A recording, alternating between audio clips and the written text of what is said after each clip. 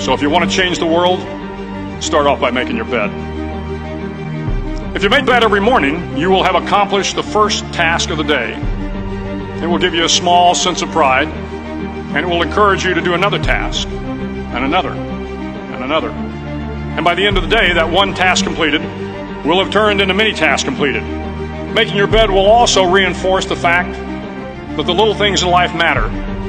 If you can't do the little things right, you'll never be able to do the big things right. And if by chance you have a miserable day, you will come home to a bed that is made, that you made. And a made bed gives you encouragement that tomorrow will be better. To pass SEAL training, there are a series of long swims that must be completed. One is the night swim. Before the swim, the instructors joyfully brief the students on all the species of sharks that inhabit the waters off San Clemente. They assure you, however, that no student has ever been eaten by a shark, at least not that they can remember.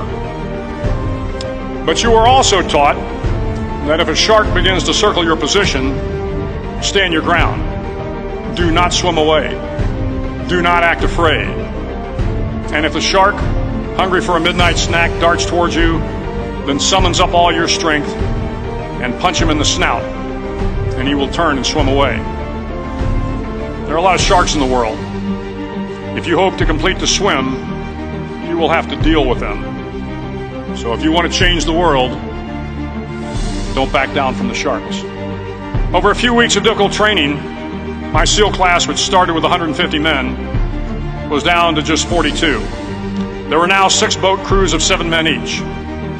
I was in the boat with the tall guys, but the best boat crew we had was made up of the little guys, the Munchkin crew, we called them. No one was over 5'5". The Munchkin boat crew had 1 American Indian, 1 African American, 1 Polish American, 1 Greek American, 1 Italian American, and 2 tough kids from the Midwest. They out-paddled, outran, and outswam all the other boat crews. The big men in the other boat crews would always make good-natured fun of the tiny little flippers the Munchkins put on their tiny little feet prior to every swim. But somehow these little guys from every corner of the nation and the world always had the last laugh, swimming faster than everyone and reaching the shore long before the rest of us. SEAL training was a great equalizer. Nothing mattered but your will to succeed, not your color, not your ethnic background, not your education, not your social status. If you want to change the world, measure a person by the size of their heart, not by the size of their flippers. The 9th week of training is referred to as Hell Week. It is 6 days of no sleep, constant physical and mental harassment, and 1 special day at the Mud Flats. The Mud Flats are an area between San Diego and Tijuana where the water runs off and creates the Tijuana Sloughs, a swampy patch of terrain where the mud will engulf you.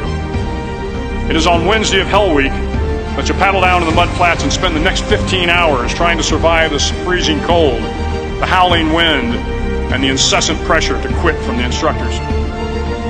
As the sun began to set that Wednesday evening, my training class, having committed some egregious infraction of the rules, was ordered into the mud. The mud consumed each man till there was nothing visible but our heads. The instructors told us we could leave the mud if only 5 men would quit. Only 5 men, just 5 men, and we could get out of the oppressive cold. Looking around the mud flat, it was apparent that some students were about to give up. It was still over 8 hours till the sun came up. 8 more hours of bone-chilling cold.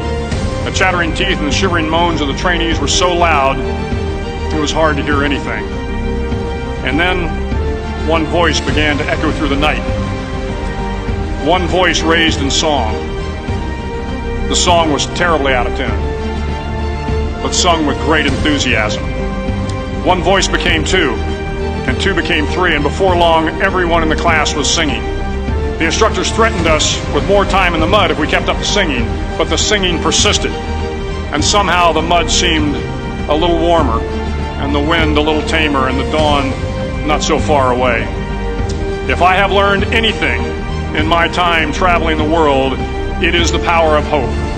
The power of one person, a Washington, a Lincoln, King, Mandela, and even a young girl from Pakistan, Malala. One person can change the world by giving people hope. So if you want to change the world, start each day with a task completed. Find someone to help you through life. Respect everyone. Know that life is not fair and that you will fail often. But if you take some risks, step up when the times are the toughest, face down the bullies, lift up the downtrodden, and never ever give up. If you do these things, the next generation and the generations that follow will live in a world far better than the one we have today. And what started here will indeed have changed the world for the better.